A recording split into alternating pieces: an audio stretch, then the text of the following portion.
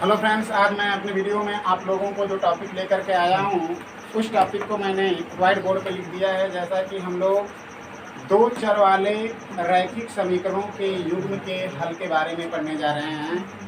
और यह जो अध्याय है आपकी प्रश्नावली 1.1 से लिया गया है। इस प्रश्नावली में यानी 3.1 की जो यह प्रश्नावली है जो दो चर वाले रैखिक समीकरणों के युग्म से संबंधित है। इस प्रश्नावली से मैं आपको क्वेश्चन 19 से लेकर 19 है ना, देख लीजिए 19 से लेकर कितने तक 22 तक 19 से 22 तक के प्रश्नों का हल करेंगे हम।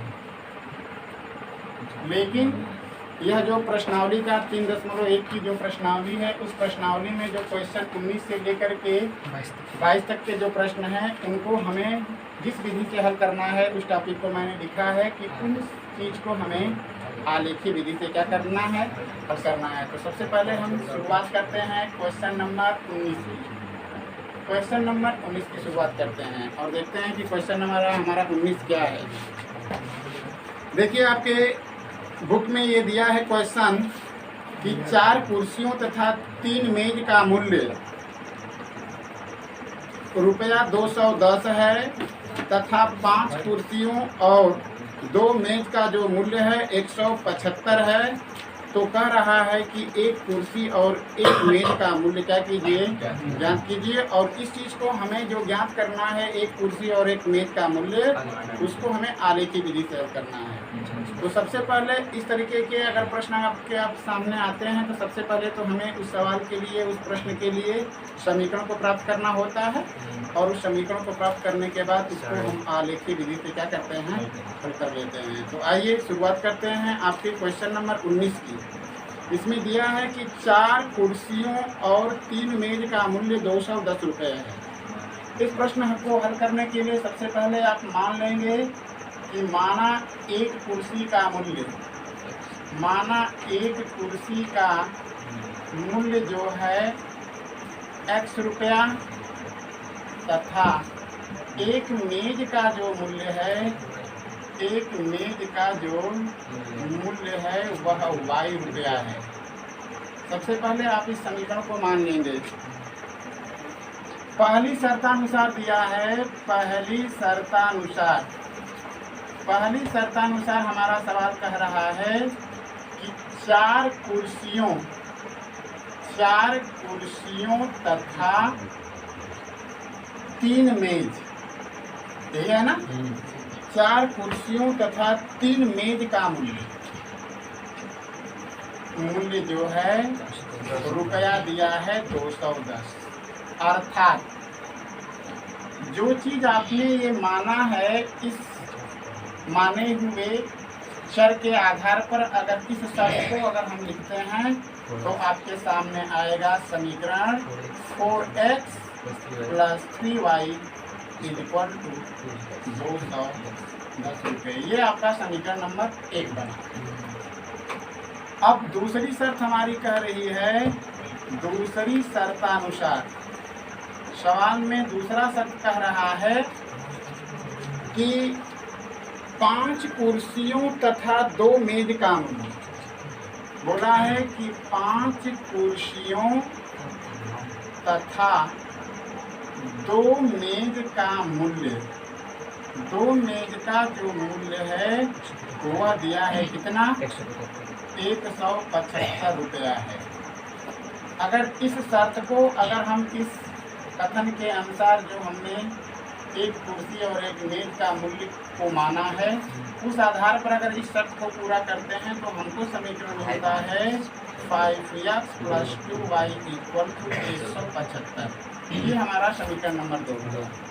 इस तरीके से हमने इस सवाल के लिए 2 समीकरण प्राप्त कर लिया है। जो हमें दिखाई पड़ रहा है कि पहला हमारा समीकरण बना है 4x + 3y = 210 और दूसरा समीकरण हमें प्राप्त हुआ है 5x + 3y = 175। अगर हम सोचें तो इन दोनों समीकरणों को किसी भी विधि से हल करके हम एक कुर्सी और एक मेज का मूल्य निकाल सकते हैं, यानी x का मान और y का मान निकाला जा सकता है। लेकिन आपके सामने एक शर्त लगाई गई है कि इस सवाल को यानी ये जो प्रश्न है उस प्रश्न को हमें आलेखीय विधि से हल करना है और आलेखीय विधि से हल करके आपको ये पता कर लेना है कि वास्तव में एक मेज का और एक कुर्सी का मूल्य जो होगा कितने कितने रुपए होगा। तो इसके लिए हम क्या करते हैं, हमने आपको बताया कि सबसे पहले जो ये दो समीकरण हमें प्राप्त होते हैं इन दोनों समीकरणों के लिए सारणी हम बनाते हैं।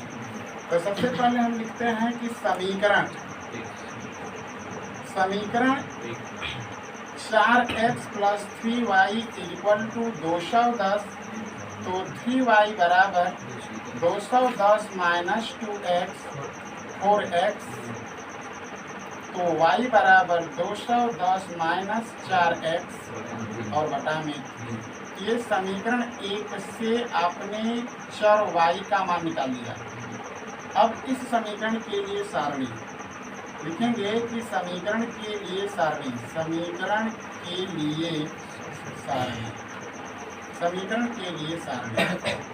इसके लिए क्या करना होता है, आपको बताया गया होता है कि आप हर एक समीकरण के लिए एक सारणी बनाएंगे जिनका आपको हल करना होता है। ये समीकरण 1 से आपने चर y का मान x के पदों में लिखा है, इसलिए हमें x और y का मान जो है काल्पनिक रूप से मान करके प्राप्त कर लेना होता है, ठीक है। लेकिन मैंने आपको ये पहले ही बताया है कि किसी समीकरण को आलेखीय विधि से हल करने से पहले आप ऐसा करें कि इन दोनों समीकरणों को लेकर के आप किसी एक दूसरे माध्यम से, यानी इस आलेखीय विधि से तो हल करेंगे, लेकिन इस आलेखीय विधि से हल करने के अलावा एक दूसरी विधि होती है बीजगणितीय विधि, और उसके अंतर्गत हमें 3 ठोस सूत्र बताए गए हैं, 3 तरीका बताया गया है दो चर वाले रैखिक समीकरणों को हल करने का। जो पहला विधि है प्रतिस्थापन विधि, दूसरा विलोपन और तीसरा बजगुणन विधि। तो ये जो 2 समीकरण हमें प्राप्त हुए हैं इनको हमें हल तो करना है आलेखीय विधि से, लेकिन पहले ये जो 2 समीकरण हमें प्राप्त हुए हैं इन दोनों समीकरणों को हम रफ कार्य के माध्यम से ये पता कर लेते हैं कि वास्तव में इन दोनों समीकरणों को जब हम हल करेंगे तो हमारा x और y का मान क्या होगा। तो इस चीज़ को हम रफ कार्य में इधर आपको करके बतला लेते हैं।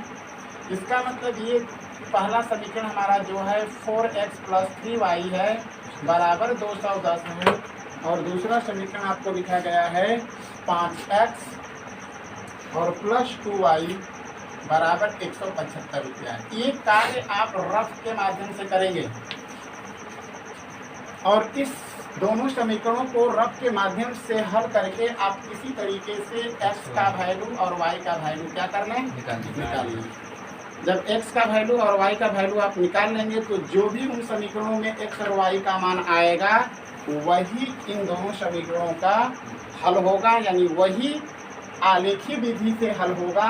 यानी जब हम इन दोनों रेखाओं के लिए आलेख खींचेंगे तो दोनों रेखाओं के यानी दोनों समीकरणों के लिए जो रेखाएं होंगी वो दोनों रेखाएं एक दूसरे को जिस बिंदु पर काटेंगी वह बिंदु वही होगा, या उस बिंदु का निर्देशांक वही होगा जो इस तरीके से हल करने पर x और y का मान आएगा। तो इसके लिए हम क्या करते हैं, ये हम देख रहे हैं कि इसमें कोई भी जो चर है उसके गुणांक आपस में बराबर नहीं दिख रहे हैं। इस चीज़ को हल करने के लिए हमने क्या काम किया कि ये जो समीकरण हमारा 1 है और 2 है, अगर हमारी इच्छा हुई कि नहीं हम y को ही बराबर करें तो इसके लिए हमने इस समीकरण 1 में 2 का और इस समीकरण 2 में हमने 3 का मल्टीप्लाई कर दिया।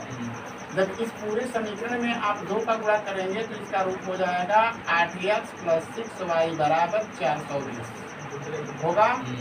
इस 2 का जब गुणा करेंगे तो 4 गुना के 8 और 2 तिहाई 6y हो जाएगा बराबर 420 होगा, और इसमें 3 का गुणा करेंगे आप तो ये हो जाएगा 15x + 6y बराबर 5 तिहाई 15 7 21 22 को 2 हाथ में लग गया 2 3 कम 3 2 5। उसके बाद हमने क्या किया, देख रहे हैं कि अब हमारा यह जो चर y वाला गुणांक है वो बराबर हो गया, लेकिन दोनों का चिन्ह सेम है, इसलिए इन समीकरणों को हमने क्या कर दिया, घटा दिया। इसलिए घटाते समय नीचे वाले समीकरण के पदों के चिन्हों को हमने बदल लिया, ये दोनों पद आपस में कट गए। ऊपर +8 है, नीचे -15 है, कन्फर्म है कि माइनस अधिक है, कितना अधिक है 7x अधिक है, ये ऋण 525 है। 525 में से जब हम 420 को घटाते हैं तो ये 5 जीरो और 1 बचता है, यानी ऋण 105 बचेगा। इस कंडीशन में यह ऋण ऋण से कैंसिल कर लेते हैं। x बराबर 105 और बटा में 7 करेंगे, इसलिए x बराबर 7 एकम 7 और 7 बचे 35। x का मान 15 है यहाँ। और आपने यहाँ पे दोस्तों माना है कि एक कुर्सी का जो मूल्य है वह x रुपया है, और आपने x का वैल्यू प्राप्त कर लिया क्या, 15, यानी एक कुर्सी का मूल्य वास्तव में 15 रुपया ही होगा। अब क्या करते हैं, y का भी मान प्राप्त कर लेते हैं, इसलिए x का मान जो है समीकरण 1 में रख लेंगे। समीकरण 1 में रखने पर ये 4x + 3y बराबर 210 के ये हो जाएगा 4 × 15 धन 3y बराबर 210 के, तो ये हो जाएगा 60 + 3y बराबर 210 के, 3y बराबर 210 - 60 के, 3y बराबर घटाते हैं तो 0 हो जाएगा, 5 हो जाएगा, 1 हो जाएगा, तो y बराबर 150 बटा में 3y बराबर क्या हुआ, 50। और आप यहाँ पर देख रहे हैं कि एक मेज का जो मूल्य है वह y रुपया है, ठीक है ना। एक मेज का मूल्य y रुपया माने हैं, और y का मान आपने कितना प्राप्त किया, 50 रुपया, ठीक है। तो इसका मतलब एक मेज का मूल्य 50 रुपया। लेकिन मैंने कहा कि ये काम आपको क्या करना है, रफ्त करना है, ठीक है। तो इस कंडीशन में आपने रफ्त के द्वारा ये प्राप्त कर लिया कि नहीं, इस समीकरण में x का जो मान है वह 15 आएगा और y का जो मान होगा वह 30 आएगा, लेकिन 50 आएगा। लेकिन यह कार्य जो है हमने अपने आप को समझने के लिए रफ कार्य में किया है। अब क्या करते हैं, अपने क्वेश्चन पे आते हैं, यानी हमने ये प्राप्त करके हमने इस सवाल का हल प्राप्त कर लिया है।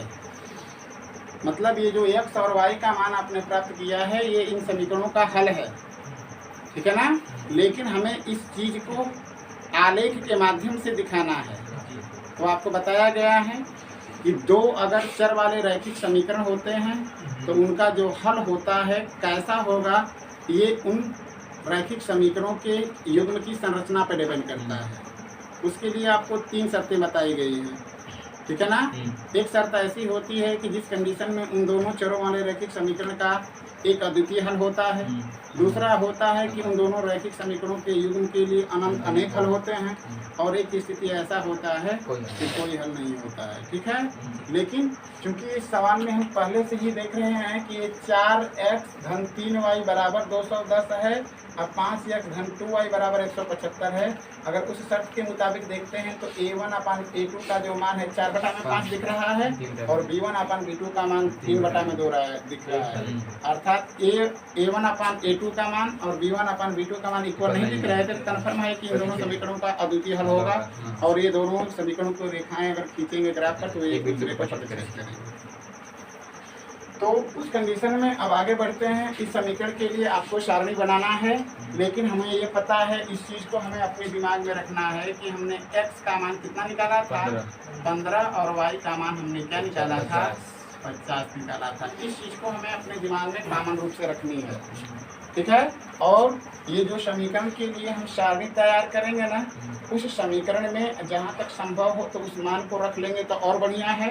अगर उस मान को नहीं भी अगर रखते हैं तो अगर एक्चुअल रूप से अगर आप ग्राफ खींचेंगे ना, तो वह ग्राफ जब खींचा जाएगा इन दोनों रेखाओं के लिए, तो जो रेखाएं आप खींचेंगे वे रेखाएं एक दूसरे को जिस बिंदु पर प्रतिच्छेद करेंगी उस बिंदु का जो निर्देशांक होगा वो 15 और 50 होगा, ठीक है। अब आगे बढ़ते हैं। इसके लिए हम देखते हैं, तो अब इसमें इस समीकरण के लिए कोई भी हल करने के लिए अपना मान रखते जाएं, देखते जाएं कि क्या निकलता है। तो ये हमारा दिया है 210 ऋण 4x/3। ऐसा हमें मान रखना है कि 3 से डिवाइड भी हो जाए और कट भी जाए, ठीक है ना। तो कोई मान रख करके देखिए। तो यहाँ पर x की जगह पे क्या रखें, अगर x के स्थान पर अगर आप 2 रखते हैं तो 2 रखने से कोई फ़ायदा है नहीं, ठीक है, क्योंकि इधर देखिए ये 210 है और ऋण 4x है बटा में 3 है। इस कंडीशन में आपको x का ऐसा मान रखें कि इस मान को इस 210 में से घटाने पर वो 3 से कट भी जाए। तो अगर x बराबर अगर हम रखते हैं क्या 20, अगर x बराबर हम क्या रखते हैं 20, तो ये 20 चौके 80 हो जाएगा और 210 में से अगर 80 घटाते हैं तो क्या बचेगा 30 बचेगा ना, समझ रहे हैं? तो हमने पहले समीकरण के लिए x का वैल्यू क्या रखा 130 होगा 130, तो 3 से नहीं कट रहा है ना, पॉइंट में आ रहा है, तो इसको 20 मत रखिए, क्या रखिए 30 रखिए। x बराबर अगर 30 रखते हैं तो 4 तिहाई 12 210 और ये 120 हो जाएगा, जीरो करेंगे 9 3 11 ना 90 होगा।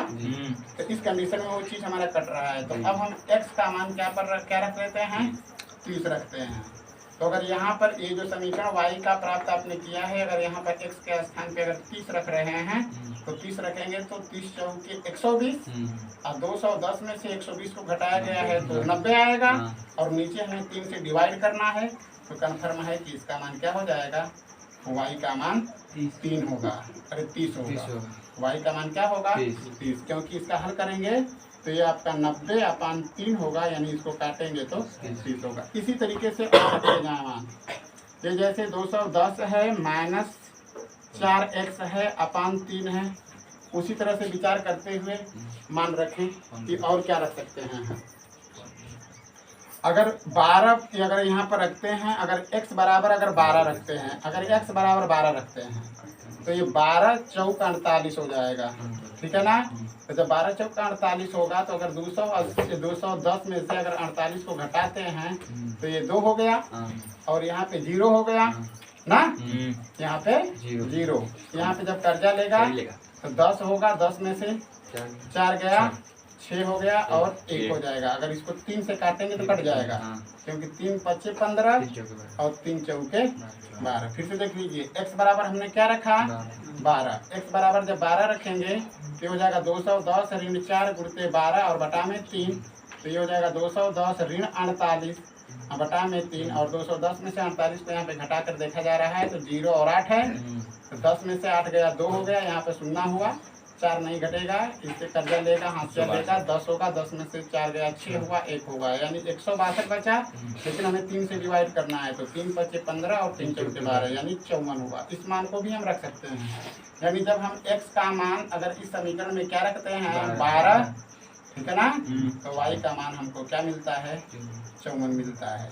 और एक मान वो रख लीजिए जो आपने रफ कार्य से x का वैल्यू प्राप्त किया है, तो हम क्या रख देते हैं x बराबर 15 रखते हैं। तो अगर x बराबर 15 अगर रखते हैं तो क्या मिलता है उसको देखें, ये 210 माइनस 4x अपान क्या है 3 है, फिर हमने x का मान क्या रखने के लिए आपको बोला 15 और बटा में क्या होगा 3 होगा, ठीक है ना। ये हो जाएगा 210 ऋण 15 चौके 60 अपान 3 होगा, इसको घटाएंगे तो 150 मिलेगा, 150 में जब 3 का भाग देते हैं तो 50 मिल गया, इसका मान क्या हुआ 50। अर्थात समीकरण 1 के लिए हमने सारणी क्या कर लिया है प्राप्त कर लिया है। अब आते हैं समीकरण 2 पर। समीकरण 2 आपका है, समीकरण जो 2 है वो आपका है 5x प्लस 2y बराबर 100 क्या है 75 है। फिर वही काम करेंगे, 2y बराबर 175 माइनस 5x, तो y बराबर क्या होगा 175 माइनस 5x अपान कितना के 2 के हो जाएगा, देख रहे हैं। अब लिखेंगे कि समीकरण के लिए सारणी, इस समीकरण के लिए भी सारणी बना लेंगे, समीकरण के लिए सारणी। जब समीकरण के लिए सारणी बनाते हैं तो फिर वही काम करना होगा जो समीकरण 1 के लिए आपने किया है। इसी तरीके से आप इस समीकरण के लिए भी 3 बिंदु प्राप्त कर लें, इस तरीके से ये x का मान ये y का वैल्यू दे देगा, यह बिंदु P, यह बिंदु Q, यह बिंदु R हो गया, P, Q और R। अब अपने मन से रखते जाएं अपनी इच्छा अनुसार, ठीक है ना, लेकिन हमें ऐसा मान रखना है कि वो चीज़ उससे क्या कर जाए कट जाए, ताकि सुविधा हो, रखते जाएं। अगर x बराबर अगर हम क्या रखते हैं 5 रखते हैं ख्याल कीजिए, या x बराबर अगर तीन ही रखते हैं, अगर x बराबर 3 रखते हैं तो 5 3 15 हो जाएगा। और 175 में से अगर 15 को अगर आप घटाएंगे तो 0 6 और 1 हो जाएगा, और बटा में क्या हो जाएगा 2 हो जाएगा। यानी इसको जब काटेंगे इससे तो ये हो जाएगा क्या 80। ठीक है ना। अगर x बराबर और कुछ रखिए, x बराबर और कुछ रखिए 5 रखिए। अगर x बराबर 5 रखते हैं तो 5 25 25 हो जाएगा। 175 है, 25 को अगर घटा लेते हैं तो 150, तो इसका मतलब कन्फर्म है कि 75 हो जाएगा। और x बराबर एक मान वो भी रख लीजिए, 15 रख लीजिए। ठीक है ना। तो इस कंडीशन में अगर करते हैं तो ये हो जाएगा 175 और ऋण 5 गुणते 15 और बटा में 2, 175 ऋण 75 बटा में 2 इक्वल टू 100 बटा में 2 कैंसिल करेंगे 50 हो गया। ठीक है। तो हमने दोनों समीकरणों के लिए सारणी क्या कर लिया, तैयार कर लिया। और सारणी तैयार करने के बाद हम देख क्या रहे हैं, हम देख रहे हैं कि दोनों समीकरणों के सारणी में दो ऐसे बिंदु प्राप्त हुए हैं जिनके निर्देशांक एक समान आ रहे हैं। तो क्या नजर आ रहा है 15 और 50, 15 और 50। अब लिखेंगे समीकरणों के लिए, समीकरणों के लिए क्या ग्राफ, समीकरणों के लिए ग्राफ। इसके लिए क्या करेंगे, इसके लिए कन्फर्म है कि आपको आलेख खींचना होगा। इसके लिए आपको सारणी बनानी होगी, ग्राफ की कॉपी बनानी होगी। लेकिन चूंकि ये ब्लैक बोर्ड है इसलिए मैं इस पे जो भी काम कर रहा हूँ वो केवल अनुमान विधि से हो रहा है, लेकिन आपको समझना क्या है।